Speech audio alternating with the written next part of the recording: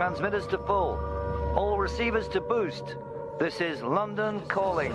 This is London calling. Hi, this is Milo from the Descendents, and you're listening to Milo Goes to Coesfeld on London Calling. I want to be stereotyped. Bill, good to see you. How are you today? How are you doing? Dann haben wir da den Gitarristen Stephen. Stephen, good to see you. How are you? Hello there. Thanks for having us. Und zum Schluss natürlich the man himself, Sänger Milo. Milo, great to see you. How's it going? It's going great. Never been to Coesfeld. Your first time? Okay, yeah. Brilliant. Bill, in 1998, you wrote a song called Life on the Road, in which you explain how much you love touring in spite of all the problems that usually occur. And now it's 26 years later, so I wonder, do you still love touring? I like it more now than I used to, yeah. Of course, it has become a little bit easier for us because the traveling conditions are a little better now than they were when we were poor. Milo, what was touring like in the 80s? You didn't have like a bus in front of the venue, did you? We had a van, and we wrote a song about it called Van. And it's fun because we still do this song, but it's one of my favorite songs to do live. But every time I do, I go, wow, now we're traveling in a bus. It's like, stylish and everything. So, but I think the reason why Van is so important and fun for us to play is that it does keep us rooted to how things were back then. Because back then, yeah, as Bill was saying, we kind of lived in squalor. But the nice thing about it, if you hear, especially with that song, Van, it's a funny song. And so we had a lot of fun, and we made humor out of all of these situations that were pretty, in some cases, grim, and that's kind of how we roll with this band. Guys, everybody's getting older. The Descendants are getting older, and so are your fans. Do you have the impression that your fans are more grateful now that you're still around and come over and play shows and give them a good time than maybe like 20 years ago? Well, if nothing else, it certainly hasn't dropped off, which is interesting. Sometimes, though, at one of our shows, we'll see a very multi-generational sort of a thing happening. We still actually get new people exploring it. Maybe that's being passed down from, parents to children or, cousins. I don't know. But there are usually several generations of people in one show. And I think, they all seem to still really like it. I think the important thing is that the songs still resonate with them many years after, they probably first heard them. Bill, you'll be 61 soon, and the songs that you're playing are pretty fast and all that. So are they physically more demanding for you today, or are you just more experienced now? It's both of those things. It's obviously you cannot do things that you could do 40 years ago physically, right?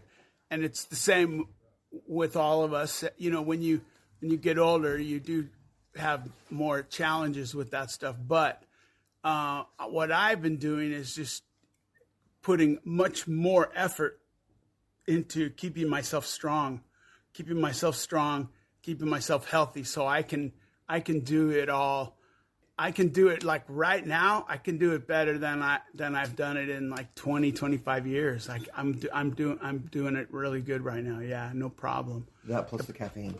Well, we drink like 4 million cups of coffee before we play, too. There's that. I'll add, too, that an interesting thing about trying to play music at, 60 that you played when you were 16 or 17, but when that reality hits you is that really, yes, some things drop off that you can't maybe play as well, but other facets of how you play improve as you get older, even if you get as even if you make it, if you're still doing it at 60. So there are certain things about how you play that actually improve over time. So you see it changing more than like, oh, well, it was good then and it sucks now. It's more like that's kind of different now in some ways too. Okay. Bill, you were one of the founding members. Would you like to choose a song now from that debut album? Yeah, I Want to Be a Bear. Bill, how old were you when you founded the Descendents? We were 15. So very, very young, right? I think so. I mean, Stephen was 12 when they started Red Cross, So I don't know. Michael Jackson was how old when he started Michael Jackson? He was probably 9. It was no way, dude. He was like 3, wasn't he? When he's singing ABC, you think he's 9? Is that? I think that's something like that. Yeah. He was doing pretty well Okay. at a young age. Yeah. Allegedly, it was no other than Keith Morris who introduced you to punk rock. Is that true? Yeah, he was definitely probably the earliest person to show me some of it. There wasn't punk rock yet, but there was the Stooges, and even things like the Sweet or the Seeds, or things like that. And then also, punk rock. By the time punk rock came, I was getting it from Frank and from David Nolte, one of our other friends, who's also kind of a founding member of the band in a way, like sort of a 4th or 5th member type thing. And they were giving me, they would make me cassettes, like a mixtape with all kinds of everything from the MC5 to the Ramones to the Saints to Talking Heads or whatever it was. Yeah. Okay. Also das stimmt mit Keith Morris. Die kommen alle aus Hermosa. Well, because Keith and I worked together in the fishing tackle store. We worked together in the fishing tackle store, so we were always talking about music, Which was owned by his father, yes. Right? Yeah. Okay.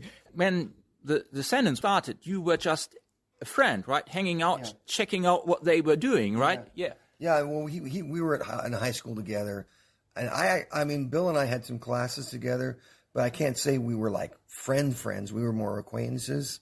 But then he would come to school and he would sell these singles that he had called "Ride the Wild, It's a Hectic World." That's the first Descendants single, and I bought it from him, and then I was all of a sudden like, there was all of a sudden my favorite band, and so then I started to go watch them practice, and that started basically our friendship, I think, at that point, our actual true friendship, because prior to that we were more like classmates, and so and then shortly after I joined the band, and we've been best friends ever since. So. Brilliant. The rest is sort of history, right? Yeah. Und seitdem sind die besten Freunde. Wie ist es denn mit dir, Stephen? Hast du das von Anfang an mitbekommen, was die gemacht haben? So were you a fan from the early days on? Absolutely. So I grew up in a different state. Obviously they're from California. Karl and I grew up together in Salt Lake City, Utah, and a very early, one of the earliest things they put out, the Fat EP, even before they had released the vinyl of the Fat EP, there was a cassette that had a bunch of Posh Boy and SST and New Alliance music all on it, called The Future Looks Bright Ahead, which had the songs from the Fat EP on it. So that's the first time I heard them. It was called Karl. The Future Looks Bright Ahead? Mm-hmm. Department of Redundancy Department. I never thought of that. Well, and so that's the first place that we heard them. And so we were, Karl and I were fans of the band very, very much so before, well before Milo Goes to College came out, and we were, fanatical about that record. So we were huge fans already. That's amazing. Getting to join, later on, that was, really huge deal for us because we'd been listening to them for a long time. So, okay. Yeah. Bill, when you founded the band, you were really, really young. Is that the main reason why many of your songs are about, like personal stuff and not about politics? Because, I mean, when you're 15 or 16, you don't write about songs about Reagan and politics and all that, right? We've always just written about whatever we happened to be interested in at the time. And I suppose when we were young and the, emerging hormonal issues are, ensuing, that's kind of what's on your mind at that time is, in my case, girls. And that's just what we wrote about. But then, food was on my mind too. So I wrote about food and or write about coffee or food, or it's just fishing. Catalina and Mr. Bass are about fishing. We had no idea that there were going to be people listening to the band it was just for us in our garage. We never considered the notion that it would ever be more than that. So the things we write about, it might seem quite odd. Like, why were they writing about that? Like, who cares about that? But it's like we cared about that, and we were only trying to please ourselves and make each other laugh and that sort of thing. If we're trying to please anyone else, you wouldn't write a song about farting, I don't think. So it's that. Yeah. Enjoy it. Yeah, also, Bill, you were the drummer of Black Flag for like 3 or 4 years. How did that come about? Descendents and Black Flag and Minutemen, and we were all very close together. And Black Flag and Descendants, all of us grew up in a 2 square kilometer area. All of us. We all went to the same high school. We just went there at different times, different people. And so we would share practice spaces. And when you're that close with people, and then they need a drummer, you try to help them out and that kind of thing. I'm saying we were already all together, so it was just natural. Black Flag toured relentlessly. So did you learn a lot in those 3 or 4 years? Hast du da viel gelernt, als du mit denen unterwegs warst? Yeah, I was 18 when I went on my first tour. And the Black Flag guys were a bit older. So I learned from them kind of as big brothers, or even as almost like as father figures in the case of Chuck and Greg. I learned kind of everything from them. I mean, I didn't really know how to be a grown-up yet. So I learned all that stuff from them. And also I learned about how there's kind of like no substitute for a lot of hard work. I think I learned that from them as well. I think I already knew it, but I don't know if I totally knew it with respect to music and being in a band, but then it reinforced that idea a lot. Yeah. Bill, can you give us a funny or weird Henry Rollins story while on tour with Black Flag? Oh, I'm sure there must be something, right? I don't know. I think one funny one was when we played London. It was our first big London thing where all the press was there, all Melody Maker, New Musical Express, Enemy, and Sounds were all there. And the next morning, we had they did not give us a good review. They kind of made fun of us almost. And so it said things, like sweaty, grotesque Henry Rollins writhing around on the stage. And so the morning, Henry comes over to my hotel early, and he's pounding on the door, and I let him in. And he's got the magazine, and he goes, "Billy, they called you Drum Ogre." And Drum Ogre. They called me Drum Ogre. And it was like they were insulting us, but we took it as a compliment. Like Drum Ogre puts me in the category with like Bill Ward from Black Sabbath, or, that certifies me as far as I'm concerned. And Henry was jealous. He wished they called him Singing Ogre, Yeah. He got to be called Sweating Grotesque. Though, yeah. Also They thought they were insulting us, but we took it all as compliments because, that's what we do. That's exactly what we do. Yeah. I like that. Yeah. So I took that on as kind of a nickname. I'll call myself Drum Ogre, like if it's a what do you call it? A chat room handle or something like that. I'll use Drum Ogre for that. I think we should talk about your latest release, Ninth and Walnut. Let's play a song. Milo, would you like to choose one? Do you think Nightage is a good one? Those songs never saw the light of day when you wrote them, although they were brilliant. Why not? Was it hard for you to find a record company? No. We played all of them live back then. By the time we got kind of organized as a band, we were sick of those songs, and we had written new ones. But those are like a lot of our really first songs. So like those, Parents and Statue of Liberty, those are ones from all the way back in the beginning, but they actually ended up on Milo Goes to College. But the rest of them, they didn't, because we just kind of got sick of them and wrote different songs. And yeah, that's just how it worked out. I don't really know. But then years later, with Tony, it was Tony's idea. He said, "Hey, we should record all those old songs. You know, some of them are really good." And so we're like, "Yeah, let's do it." So we recorded them all when we were a bit older. You know, yeah. And they sound great. Well, because we were really careful not to change them. You know, we had a lot of practice tapes and live tapes, and it's like, no, let's just play them how we used to play them, how we used to play when we were just learning. You know, yeah. Okay. When the Descendents recorded those songs in 2002 in the original lineup, were you a bit, envious? Well, it was really fun for us because it was fun for us to get to hear, for Karl and I, to get to hear that lineup play because, of course, that lineup wasn't, that lineup didn't do any long touring, didn't do any national tours.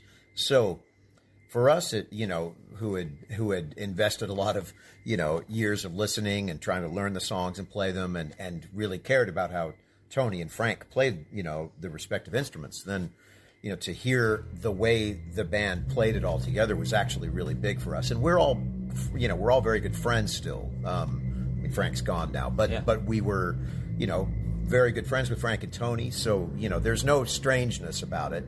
And for us, it was an entirely good thing just to get to hear those songs and hear the way that band meshed that made these records that we really did love.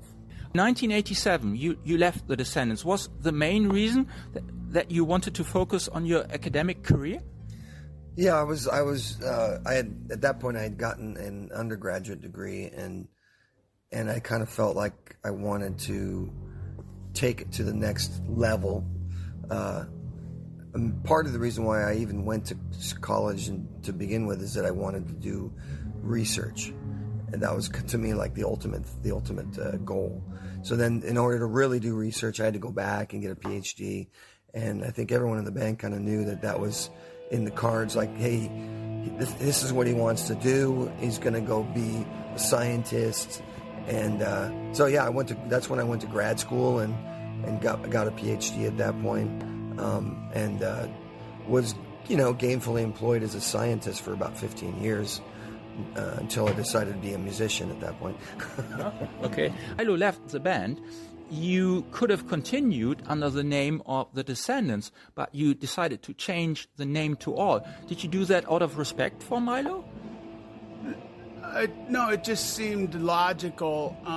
Don't you hate it when there's bands out there using a famous band name, but they don't really have all of the necessary elements that it would require to call that band that band? Don't you hate that? Right. So I hate it too. So I wouldn't do that to my own band.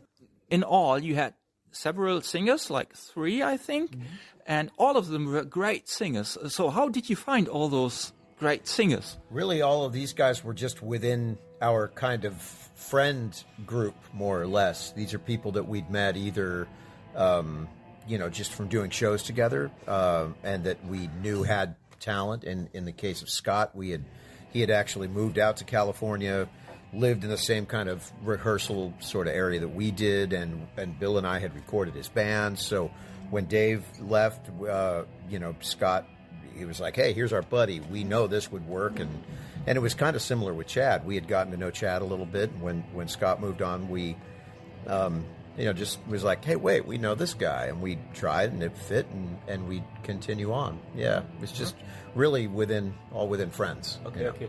Before we have the last round, Bill, I think we should play a song by an album, which I don't think many fans know. And that's the self-titled album by Higley. Oh. Brilliant album. Oh, right. Brilliant album. I think we should play That's Not Me. Yeah, that's the best song on that record. Yeah. Okay. Yeah. That's a brilliant album. And as I said, I don't think many people know this brilliant album. What do you think? Kevin Karl, he's just always been a really close friend of the band. So I don't know how popular it is or unpopular. He's just a close friend of ours. Also der Karl, ein Kumpel, hat ihn gefragt und hat da mitgemacht. So will there ever be a follow-up? Wird es da ein Nachfolgealbum irgendwann geben? There is. It's coming. With you on drums and stuff? Yeah. Ah, brilliant. Also, I mean, Kevin just sends me songs and he goes, "Will you play drums on this?" And I play drums on it. It's not so formal, you know. Yeah, but okay. Talking of new albums, will there be a new album by the Descendents sooner or later, Stephen?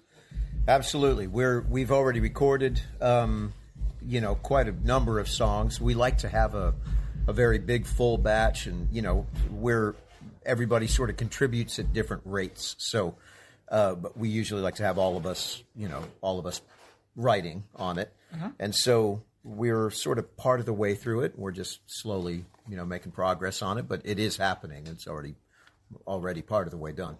The Descendents are not a political band, Milo, right? But are you interested in what's going on, and what is your opinion on what's been happening recently with Trump and Kamala Harris now in charge and running for president and all that? Was ist dein Eindruck von der aktuellen Entwicklung in den USA? Yeah, I mean, we're not a political band, but I think we all have strong views on what's going on in our country. I think there's I would just say a lot of hand-wringing about what a poor shot Home Slice was. Dude. Oh, God. Okay. No, I mean, and I think that's the nice thing is we can sit here as four people and really kind of be one voice about that. And we've written songs that have been political. I kind of got that out of my system. I don't really feel the need to do any more of that right now, if only because it didn't seem to make any difference. I mean, it's something that when you write a song, you're trying to get something off your chest, and I did get something off my chest. But now that I've got it off my chest, I think I can write more songs about other stuff. Yeah. But yeah, I think the political situation there right now is, I think we're kind of in dangerous times. Obviously, you mentioned the assassination attempt, but also just the dangerous times from the standpoint of, is our country going to just collapse or whatever from like a democracy point of view. It's very to me it's very touch and go right now. So yeah, but I'm hoping that with the new thing with Kamala coming on, we at least have a chance to try to keep all this bad stuff from happening that could potentially happen if the other guy gets in. So yeah. And I have to ask this question. You guys are huge fans of Wiener Schnitzel. Where do you get the best? Where do you get the best Wiener Schnitzel? Over here in Germany or Austria or in the US? Okay, no, it's not. It's a restaurant. The Wiener Schnitzel is a fast food place in the U.S. and they don't serve Wiener Schnitzel. They serve like shitty, crappy hot dogs. So it's not. We cannot get good Wiener Schnitzel in the U.S. No. It's certainly not at Der Wiener Schnitzel. Es gibt in den USA eine Imbisskette, die heißt It's hot dogs. It's hot dogs with chili on them. Yeah. Okay, eine Imbisskette und die ist nicht so gut. It's not Wiener Schnitzel. Aber bei Wiener Schnitzel gibt es gar kein Wiener Schnitzel. Ah, okay. Schönes Ende für diese. That's a good end for this great interview. Many thanks. It's been great talking to such legends like you. It was wonderful. Many thanks. You're very welcome. Thanks for having us. Yep.